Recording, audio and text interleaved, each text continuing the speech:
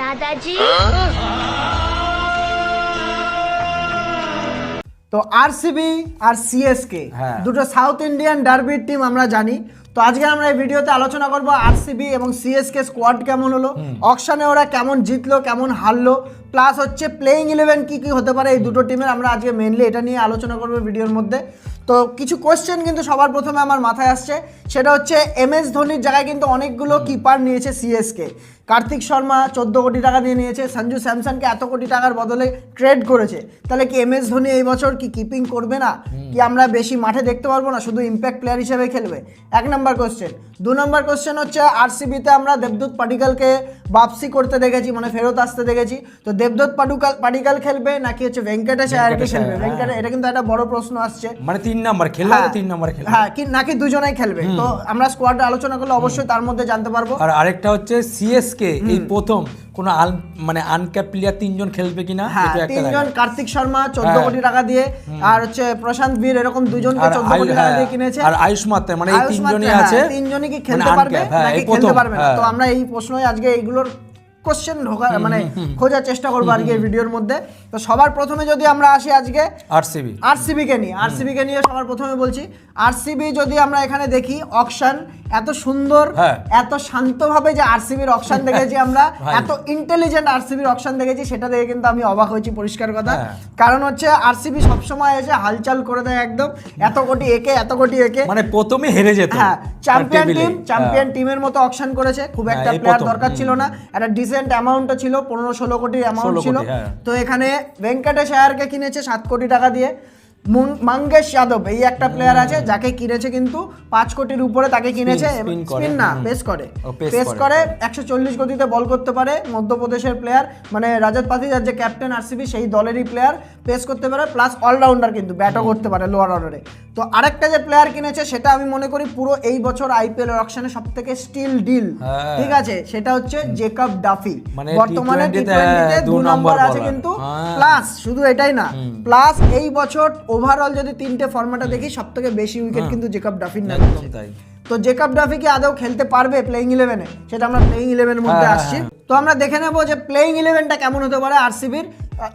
সেরকম কিছু তো বলার নেই, পরিষ্কার কথা, কারণ হচ্ছে সেরকম প্লেয়ার কেনেনি, এই 3টেই মেইনলি প্লেয়ার কিনেছে। এটা বলেছি হয়তো যদি কম্বিনেশন চেঞ্জ হয়, দুটো চেঞ্জ হবে, সেটা আমরা বলছি, সেটা আমরা প্লেইং 11 আলোচনা করছি। তো প্রথমে যেটা হয় কোহলির সাথে ফিল শট, এটা তো আর কোনো রকম কিছু নেই, ঠিক আছে। কোহলি ফিল শটের সঙ্গে তারপর যদি বলি আমরা, তোর রয়েছে তোর 3 নম্বরে ভেঙ্কটেশ আয়ার, রাজত পাতিদার 3 নম্বরে, আমি রাজত পাতিদার যেহেতু এক্সপিরিয়েন্স আছে 4 নম্বরে খেলতে পারে, প্লাস 3 নম্বরেও খেলতে পারে, যেহেতু আমরা এখানে 3 নম্বরে ধরে রাখছি আয়ারকে আমরা ভেঙ্কটেশ আয়ারকে কিন্তু 3 নম্বরে রাখছি এখানে দেবদূত পাডিক্কালের আগে, কারণ ভেঙ্কটেশ আয়ার এটা বলার কিছু নেই। আর কলকাতার হয়ে সেঞ্চুরি মেরেছে, মানলাম আগের বছর ফর্ম খারাপ গেছে, কিন্তু ভেঙ্কটেশ আয়ারই। হ্যাঁ, তো এখানে দেবদূত পাডিক্কাল আমাদের টিমে চান্স পাচ্ছে না, এখানে যা মনে হচ্ছে এখানে দেবদূত পাডিক্কাল সহজে চান্স পাবে না, যদি আসে তো ইম্প্যাক্ট প্লেয়ার হিসেবে আসে, সেটা আলাদা ব্যাপার। কিন্তু আবার সমস্যা আছে, লোয়ার অর্ডারে কিন্তু খেলতে পারে না দেবদূত পাডিক্কাল, লোয়ার অর্ডারে খেলতে পারে না, হয় ওপেনিং আর না হলে হচ্ছে তোর 3 নম্বরে। একদম, তো 3 নম্বরে গেল। 4 নম্বরে আমাদের কাপ্তান সাহেব চলে আসবে, একদম রাজত পাতিদার 4 নম্বরে আছে। 5 নম্বরে তোর কে আসছে? 5 নম্বরে আসছে জিতেশ শর্মা। 5 নম্বরে জিতেশ শর্মা আসছে, হ্যাঁ, বা হচ্ছে 6 নম্বরে টিম ডেভিড আছে। 5-6 এটা উপর নিচে হতে পারে, 5 নম্বরে টিম ডেভিড বা 6 নম্বরে এখানে জিতেশ শর্মাকে নামিয়ে দিতে পারে। তারপরে যদি আসে টিম ডেভিডের পরে, সেটা হচ্ছে রোমারিও শেপার্ড। কিন্তু নিজের জায়গা বানিয়েছে আরসিবিতে হয়ে, এটা কিন্তু আমাদের মাথায় রাখতে হবে। দারুণ পারফরম্যান্স করেছে সেই যে চেন্নাইয়ের বিরুদ্ধে যে 5টা 6 মারলো, মনে আছে কত রান? ও স্ট্রাইক রেট লাস্টে 210 এর স্ট্রাইক রেটে খেলেছে, তাহলে লাস্ট দুটো ম্যাচে, লাস্টের দুটো ম্যাচ। তো রোমারিও শেপার্ড এখানে একজন ভালো অলরাউন্ডার, আমরা জানি এখানে একজন ফাস্ট বোলিং অলরাউন্ডার পেয়ে আছে, যেটার অভাব খুব আর কি, ফাস্ট বোলিং অলরাউন্ডার। তো 7 নম্বরে রোমারিও শেপার্ড, 8 নম্বরে কুনাল পান্ডিয়া আসছে। কুনাল পান্ডিয়া আসাতে একটা ব্যালেন্স পেয়ে গেল, 8 নম্বর অব্দি ব্যাটসম্যান পেয়ে গেল। কুনাল পান্ডিয়া কিন্তু চ্যাম্পিয়ন ব্যাটসম্যান, মুম্বাইকে আমরা অনেক ম্যাচ জেতাতে দেখেছি। তো কুনাল পান্ডিয়া এখানে 8 নম্বরে থেকে গেল। তো 9, 10, 11, 12 আমরা এখানে 9 নম্বরে রাখছি মঙ্গেশ যাদবকে, মানে 9 নম্বরেও ব্যাটসম্যান আরসিবির। মানে কতটা অকশনটা ভাব, না, কতটা auction মানে ভালো গেছে। ইন্টেলিজেন্স, No doubt, মানে হ্যাঁ। এত সুন্দরভাবে অকশনটা করেছে এই প্লেয়ারটা এনে যে 140 গতিতে ফাস্ট বোলিংও করতে পারে আবার ব্যাটও করতে পারে। তাহলে মঙ্গেশ যাদব এখানে ইয়াস দয়ালের জায়গায় কিন্তু মানে ইয়াস দয়ালকে আমরা রাখছি না। না, এই বছর রাখছি না ইয়াস দয়ালকে। কারণ ইয়াস দয়াল কোনো ডোমেস্টিকও খেলছে না, আর কোনো আমরা না না না, ওইটা এটা হচ্ছে মেন ব্যাপার, এটা হচ্ছে কোনো main ডোমেস্টিক ব্যাপার। খেলছে না, না, না, না। গত এক বছরে না, না, কোনো নেই, ডোমেস্টিক নেই, খেলেনি, নেই। সেই চোটের জন্য বসেছিল। তো এখানে আমরা মঙ্গেশ যাদবকে রাখছি। 10-11 তো নিশ্চয়ই বলতে হবে না, ভুবনেশ্বর কুমার আর হচ্ছে জশ হেজেলউড। পুরো আইপিএল এর মধ্যে বোলিং ডুও আগের বছর যেটা পরিচয় হয়েছে আর কি ওদের, bowling duo, best bowling duo. তো ভুবনেশ্বর কুমার আর হচ্ছে তোর রয়েছে হেজেলউড রয়েছে, আর ইম্প্যাক্ট প্লেয়ার হিসেবে সুয়েশ শর্মা। হ্যাঁ, আর আরেকটা কথা যেটা আর বলে ফাস্ট দিচ্ছি, বোলার লাগলে ইয়াস হ্যাঁ, দয়াল আছে। আর আরেকটা কথা option বলে আছে। দিচ্ছি, জশ হেডেলও যদি মানে ঠিকঠাক যদি না করে, তার একদম রিপ্লেসমেন্টে হ্যাঁ, আমাদের হ্যাঁ, যেটা জেকব ডাফি কিনেছে আসবে। আরসিবি, জেকব জেকব ডফি আসবে। জেকব ডফি কিন্তু নরমালি জায়গা আসছে না, না। জশ হেজেলউডকে রেস্ট দেবেই, রেস্ট দেবে, রেস্ট হ্যাঁ, দেবে, রেস্ট কারণ দেবে। ও একটা 14টা ম্যাচ, 14টা সেমিফাইনালের ম্যাচে। আগে যে ম্যাচ আছে ওখানে, আর জেকব ডফি তো আর কমা না যে ওর বদলে একজন কমা বোলার আছে, না, তাহলে জেকব ডফি একটা সুন্দর পারফেক্ট রিপ্লেসমেন্ট, যেমন কলকাতায় মুস্তাফিজুর পেয়েছে সেরকম একদম পারফেক্ট রিপ্লেসমেন্ট পেয়ে গেছে এখানে। Replacement পেয়েছে। তো মোটামুটি এটা আরসিবির ছিল। আপনারা জানাবেন আরসিবিটা কেমন লাগলো, প্লেইং 11 আপনারা কিন্তু নিজের থেকে আমাদের কমেন্ট সেকশনে দেবেন যে প্লেইং 11 কেমন লাগছে না লাগছে, আর আপনাদের মতেও কে খেলতে পারে হ্যাঁ। দেবদত্ত পাটিদার নাকি অবশ্যই জানাবেন। তো এরপরে আমরা সিএসকে তে চলে আসবো। CSK সিএসকে তে সবার প্রথমে যদি আমি বলি, গত Surprise, বছর surprise, সারপ্রাইজ তো surprise। আছেই। অকশনের আগে আমি একটা জিনিস বলতে চাই যে গত বছর কিন্তু সিএসকে তাদের টিম কিন্তু অনেকটা শর্ট আউট করে নিয়েছিল ইয়াং স্টারদের এনে, আয়ুষ মাত্রা থেকে শুরু করে ডেভাল ব্রাভিস থেকে শুরু করে, তারপরে হচ্ছে তোর নিজেরাও স্বীকার করেছিল।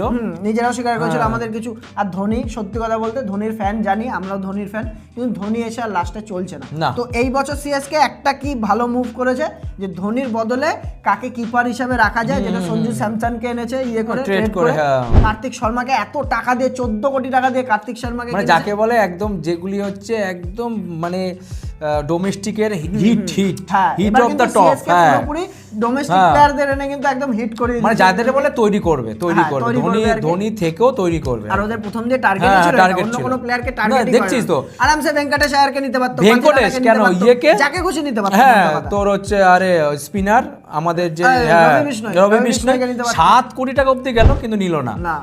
তার মানে হচ্ছে ইয়াং স্টারকে চান্স দেবে। হ্যাঁ, তো এখানে অকশনের যদি আমরা হাইলাইট দেখি সিএসকে এর, অকশনের হাইলাইটের মধ্যে সিএসকে এর সবথেকে, সিএসকে আর কেকারি দুজনে সবথেকে বেশি কেনাকাটা করেছে, আর ওদেরই হাইলাইট রয়েছে।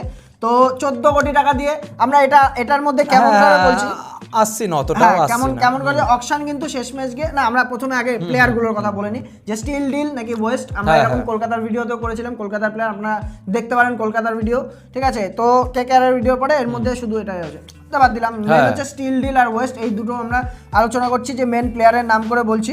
তো সবার প্রথমে আসছে প্রশান্ত ভিট, 14.20 কোটি। এখানে প্রশান্ত ভিট, তোর কি মনে হয় এটা স্টিল ডিল নাকি ওয়েস্ট? দেখ, তখনই বলতে পারবো যেহেতু ডোমেস্টিক থেকে আইপিএল কিন্তু সেই হাই রেটেড হচ্ছে একটা লিগ, যেখানে হ্যাঁ হাই টেম্পারমেন্ট অনেক বেশি দরকার হয়, অনেক একটুখানি একটু মানে ডিসব্যালেন্স হলে শেষ, কেরিয়ার শেষ, হ্যাঁ, কেরিয়ার শেষ তবে হয়ে আমার যাবে। প্রশান্ত বীরকে কেন মনে হয় বলতো, এখানে প্রশান্ত বীর মেন হচ্ছে কি বলতো, two dimensional player, bowling Bowling, batting করতে batting পারে। আর কি। আর Hits, জাদেজার hit, একদম hits it, লাইক হ্যাঁ। লাইক ফর লাইক রিপ্লেসমেন্ট, জাদেজার মানে একদম spin ও হচ্ছে করতে পারে, batting ও প্রশান্ত বীর। করতে পারে, তো হ্যাঁ। আমি এখানে বলবো স্টিল ডিল, কিন্তু 14 কোটি দুজনের ক্ষেত্রে বলবো আমি। কার্তিক শর্মা কার্তিক বা শর্মা হচ্ছে কার্তিক শর্মা, ঠিক আছে মানলাম 19 বছরের প্লেয়ার, কলকাতার ক্যাম্পে গিয়ে 35-36 বলে সেঞ্চুরি মেরে এসছে। তো এই দুজন প্লেয়ারকে আমরা যতক্ষণ না দেখতে পাচ্ছি, আমরা এখানে জাজমেন্ট করব না, আমরা বলছি না, জাজমেন্ট করব না, জাজমেন্ট করব না। হ্যাঁ, তো 14 কোটিটা এমনি একটুনি বেশি। তো দুজনের পরে যদি দেখি আমরা রাহুল চাহারকে 5 কোটি টাকা পেয়ে গেছে, ওটা স্টিল ডিল আমি বলবো, হ্যাঁ, কেন না ওটা স্টিল ডিল মানে একদম পিওর স্টিল ডিল, পিওর, হ্যাঁ, এরকম এক্সপেরিয়েন্স প্লেয়ার পাবে কোথায়? কেন যেহেতু রবি বিষ্ণুর প্রতি গেল না, আমি বলবো রাহুল চাহারকে পারফেক্ট। এক তো মুম্বাইয়ের সঙ্গে চেন্নাইয়ের সব প্লেয়াররা, अबे तू मेरी नकल करता है একটা কম্পিটিশন দেখালে এত দর্শকরা সব বুঝতে প্লেয়াররা পারবে। এরকম হয়ে হ্যাঁ, গেছে। মানে একটা সব গেছে ওদিকে, আর দীপক চাহার ছিল মুম্বাই, এদিকে আগে, হ্যাঁ, এদিকে মুম্বাই চলে থেকে গেছে, এখন এদিকে। রাহুল চাহার এদিকে চলে এসেছে, ডেভাল ব্রাভিস মুম্বাইতে ছিল, মুম্বাই থেকে এখানে চলে এসেছে। তো এটাই ছিল মোটামুটি। আর হচ্ছে 5 নম্বর অবশ্যই স্টিল ডিল একদম মানতেই হবে এখানে। তারপরে আকিল হোসেন আছে 2 কোটি টাকা দিয়ে।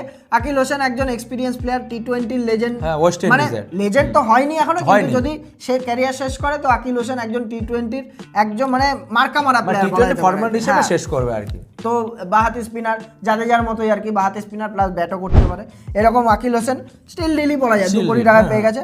ম্যাট হেনরি, এটা হচ্ছে একদম পিওর স্টিল ডিল, কারণ ম্যাট হেনরি কিন্তু এমন একটা বোলার অলরেডি প্রুভেন, নিউজিল্যান্ডের এক নাম্বার বোলার টেস্টের যদি বলা হয় এখন, ঠিক আছে। তো এখানে 2 কোটি টাকায় পেয়ে গেছে জেকব ডাফি আর ম্যাট হেনরি, এই দুটোই কিন্তু মেনলি স্টিল ডিল হয়েছে। 2 কোটি টাকা পাওয়া গেছে মানে অনেক ব্যাপার, কারণ পাথিরানা, মুস্তাফিজুর এরা এমন অত ভালো বোলারও না যে 9 কোটি 18 কোটিতে একদম জাস্টিস করে ওদের, সেখানে 2 কোটি টাকা এদের পাওয়া মানে আমরা মানে তার কারণে বলছি যেহেতু বেস্ট প্রাইসে পেয়ে গেছে। হ্যাঁ, বেস্ট প্রাইসে পেয়ে গেছে 2 কোটি টাকা। তারপরে আরেকটা আছে, সেটা হচ্ছে ম্যাথিউ শট।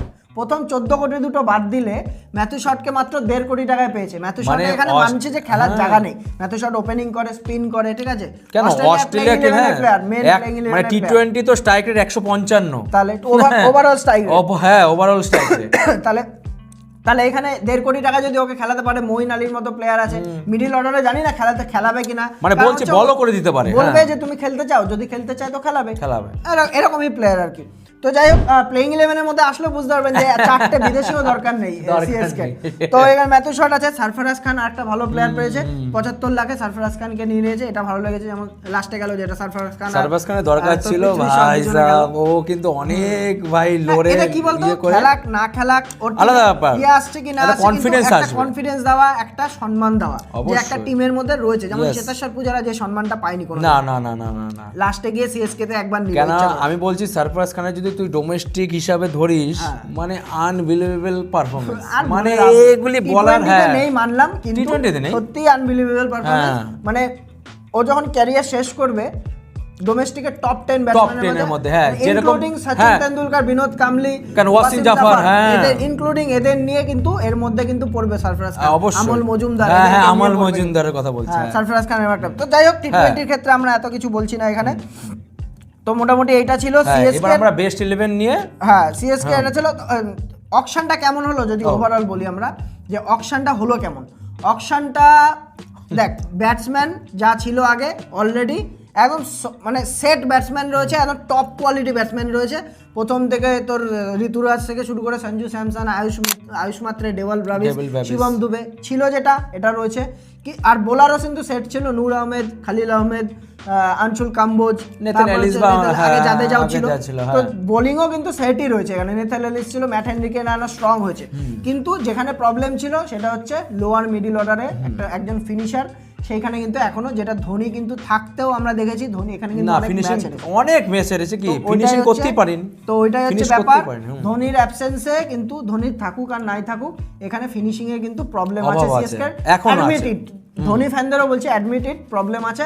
এই বছরও অকশনের পরে গিয়েও কার্তিক শর্মা যদি ঠিকঠাক না খেলতে পারে, লোয়ার মিডল অর্ডারে কিন্তু এই বছরও প্রবলেম হবে অবশ্যই। তো প্লেইং 11-এ, এখান থেকে আমরা প্লেইং 11-এ আসছি। প্লেইং 11 কেমন হতে পারে সিএসকে? তো সবার প্রথমে যদি আমরা বলি সঞ্জু স্যামসন, ঋতুরাজ গায়কোয়াড় আর হচ্ছে দুজন ওপেনিং করবে, সঞ্জু স্যামসন, আয়ুষ মাত্রে, এই দুজন ওপেনিং করবে। তারপরে আসবে 3 নম্বরে ঋতুরাজ গায়কোয়াড়, সেটা 3 জনের মধ্যে সফল হতে পারে। আমি তো বলবো মেনলি 2 জনের মধ্যে, আয়ুষ মাত্রকে 3 নম্বরে নামাবে না, সঞ্জু স্যামসন আর ঋতুরাজ গায়কোয়াড়ের মধ্যে সফল হতে পারে, যে এ 2 নম্বরে, এ 3 নম্বরে, এরকম হতে পারে। তো 4 নম্বরে ডেভেল ব্রাভিস, আমরা ডেভেল ব্রাভিসকে রিসেন্টলি উপরে খেলতে দেখেছি প্রত্যেকটা টুর্নামেন্টে, দেশের 4 নম্বরে খেলছে এখন। তো ওর জায়গা আমি মনে করি না ওখান থেকে সরাবে না, ওখান থেকে এখানে স্টার প্লেয়ার, স্টার মানে বাপরে বলার কিছু নেই। তো 5 নম্বরে, হ্যাঁ 4 নম্বরে ডেভেল ব্রাভিস, 5 নম্বরে কিন্তু আমরা এখানে রেখেছি কার্তিক শর্মাকে। কার্তিক শর্মা একজন হিটার ব্যাটসম্যান, মিডল অর্ডারে এখানে না খেলে নতুন প্লেয়ারকে কিন্তু একদম নিচে দিয়ে দেবে না, যেখানে কিন্তু ইন্টেন্স সিচুয়েশন চলে আসে যে ম্যাচ জেতানোর মতো। আমি মনে করি এর জন্য ওকে 5 নম্বরে দেব। 5 নম্বরে কারণ বলছে একটা স্ট্যাট বলছি, কার্তিক শর্মারে লাস্ট 12 ম্যাচে 334 রান, হ্যাঁ তার মধ্যে 28টা 6 ভাই। তাহলে তুই ভাব, আর হচ্ছে 16টা 4, মানে যদি আমরা বাউন্ডারি হিসাবে হিসাব করি, যদি ওর খেলা খেলতে পারে, সেটাই বলছি, খেলা খেলতে পারলে 28টা 6, নতুন একটা আয়ুষ মাত্র হয়ে যাবে। আমি সেটাই বলছি, 12টা ম্যাচে 28টা 6, হ্যাঁ তাহলে যার কারণে সিএসসি কিন্তু সবথেকে বেশি হাই রেটেড দিয়েছে এই প্লেয়ারটাকে। অবশ্যই। তো 6 নম্বরে যদি আমরা বলি, এরপরে 5 নম্বরে কার্তিক শর্মা আসলো, 6 নম্বরে আসবে হচ্ছে তোর শিবম দুবে। এখানে শিবম দুবে 6 নম্বরে খেলায়, ওকে লাস্টের দিকে। দেখ আরেকটা কথা বলি, শিবম দুবে তবে খেলানো উচিত উপরে, আমি এটা মনে করি। আমি এটাই বলতে নিয়েছিলাম যে কার্তিক শর্মা যদি একটু নিচে যায়, শিবম দুবেকে আমার মনে হচ্ছে 5 নম্বরে খেলানোটা মানে হিসাব মতন সঠিক পারফেক্ট। উচিত, আমিও তাই মানে মনে করি। এটা চেঞ্জ হবে, কিন্তু হালকা পাতলা চেঞ্জ হবে। টিমের যেখানে সিচুয়েশনটা এমন যে নিচে নতুন প্লেয়ার দিয়ে ওটাই। ওদের উপরে ছেড়ে দেবে না, না। তো এখানে শিবম দুবেকে এখানে 6 নম্বরে খেলাবে, experience কাজ করবে। হ্যাঁ, আর 7 নম্বরে এখানে, কারণ হচ্ছে 7 নম্বরে দেখ, 7 নম্বরে প্রশান্ত বীর খেলবে, যাদের জায়গাটা আর কি, যাতে প্রশান্ত বীর কি বোলিং করে, স্পিন করে, প্লাস ব্যাটিংও করতে Batting পারে, করে। তাহলে ওখানে 7 নাম্বার অফ দি ব্যাটসম্যান চলে আসলো। 8 নাম্বারের যে থাকবে সেটা হচ্ছে নেথন এলিস অথবা ম্যাট হেনরি, এই মানে দুজনের দর্শকরা অলরেডি কিন্তু বলছে যে ধোনি কোথায়, ধোনি আসছে, ধোনি আসবে, ধোনি আসছে, আমি বলছি কি হতে পারে এখানে। হ্যাঁ। তো নেথন এলিস থাকবে 8 নম্বরে, 9 আর ম্যাট হেনরিও খেলতে পারে ওখানে, যাই দেখাই খেলা আর কি। 9 নম্বরে খালিল আহমেদ, 10-এ নূর আহমেদ, আর 11-তে রাহুল চাহার। চাহার। তো 7 নাম্বার এখানে আমরা টোটাল একটা বোলিং সেটআপ পেয়ে গেলাম, ঠিক আছে। এখানে নরমালি ধরলাম যে 7 নাম্বার অবধি ব্যাটসম্যান খেলতে পারলো না, 8 নাম্বারে কিন্তু তখন এসে ধোনি নামতে পারে বা তার আগেও নামতে পারে, মানে যা খুশি। অ্যাকচুয়ালি মধ্য Impact কথা হচ্ছে player। আমরা ইমপ্যাক্ট হিসাবে ধোনিকে রাখতে হবে, কারণ হচ্ছে এই বছর যে গেছে হ্যাঁ। সিএসকে এতগুলো কিপারের পিছনে 3টে কিপার কিন্তু নিয়েছে, তো এর পেছনে আমি কারণও এটাই মনে করি ধোনি রেগুলারলি কেন একসময় ধোনি কিন্তু গ্লাভস দিয়ে দিয়েছিল, হ্যাঁ সঞ্জু স্যামসন কিন্তু উইকেট কিপিং করবে এখানে, পরিষ্কার কথা যা বোঝা যাচ্ছে। ধোনি দেখা গেল প্লেয়ারদের তোর দর্শকের ডিমান্ডে ধোনি করলো 2-1টা ম্যাচ, আমি বলছি না এরকম না, কিন্তু সঞ্জু স্যামসন কিন্তু এবছর উইকেট কিপিং করবে সিএসকে, এটুকু মোটামুটি ধরে রাখুন। কারণ চারিদিকে যা গুঞ্জন শোনা যাচ্ছে, ধোনি আমার মনে ইমপ্যাক্ট হিসাবে কোনো টিমে যদি কোনো দিন না লাগে তাহলে নামবেই না। তো এখানে ধোনি যদি না থাকে, যদি ব্যাটসম্যান না লাগে 7 নম্বরের পরে, তাহলে ওখানে আমাদের 3টে কিন্তু বিদেশি হয়েছে, এক হচ্ছে তোর নূর আহমেদ, এক হচ্ছে তোর নেথন এলিস, আর এক হচ্ছে ডেভিল ব্রেভিস। তো এইখানে কিন্তু তারপরে ম্যাট হেনরিকেও খেলাতে পারে, আবার ম্যাথু শটকেও খেলাতে পারে, ম্যাথু শটকেও খেলাতে পারবে, প্লাস আবার আনশুল কাম্বোজকেও খেলাতে পারবে, আনশুল বোলিং হিসাবে, মানে এটা মানে করছে টসের উপর। তো এখানে এত সুন্দর ফ্লেক্সিবিলিটি রয়েছে কিন্তু চেন্নাইয়ের কাছে, 3টে বিদেশি খেলিও কিন্তু প্লেইং 11-এর মধ্যে চলে যাবে আর কি। আর যদি কোনো প্লেয়ার মানে কোনো টিম যদি এই প্রথম খেলায়, তাহলে 3টে হচ্ছে মানে আনক্যাপ খেলবে, এই প্রথম, এই প্রথম আয়ুষ মাত্রে, কার্তিক শর্মা আর প্রশান্ত বীর। তো আপনারা জানাবেন আপনাদের প্লেইং 11টা কেমন লাগলো সিএসকে। সিএসকে কিছু চমক দিতে চলেছে, ব্যাস চমক হবে, হয় স্পার আর নালে ওস্পার, হয় একদম পুরো উঠে টেবিল টপে চলে আসবে, এমন খেলবে এসআরএইচ যেমন খেলাটা দেখিয়েছিল হায়দ্রাবাদ 2025 এর মতই হবে, 2025 এর মতো একদম পুরো ডাউন চলে যাবে। তো আপনারা জানাবেন প্লেইং 11 কেমন লাগলো। আজকে সিএসকে আর আরসিবি এটা নিয়ে আলোচনা করলাম। কলকাতার ভিডিও আমরা অলরেডি দিয়ে দিয়েছি, আমাদের চ্যানেলের সঙ্গে থাকুন, ভিডিও ভালো লাগে কলকাতার ভিডিওটা দেখবেন, লাইক করবেন অবশ্যই, আমরা দিয়ে দেবো লাস্টে, লাগিয়ে দেবো এর সাথে, ভিডিওর সঙ্গে অ্যাটাচ করে দেবো। তো ভিডিও ভালো লাগে অবশ্যই লাইক করবেন, ঠিক আছে। জানেন আপনারা কি করতে হবে না করতে হবে, দিতে হবে, এইটুকুই। বাই।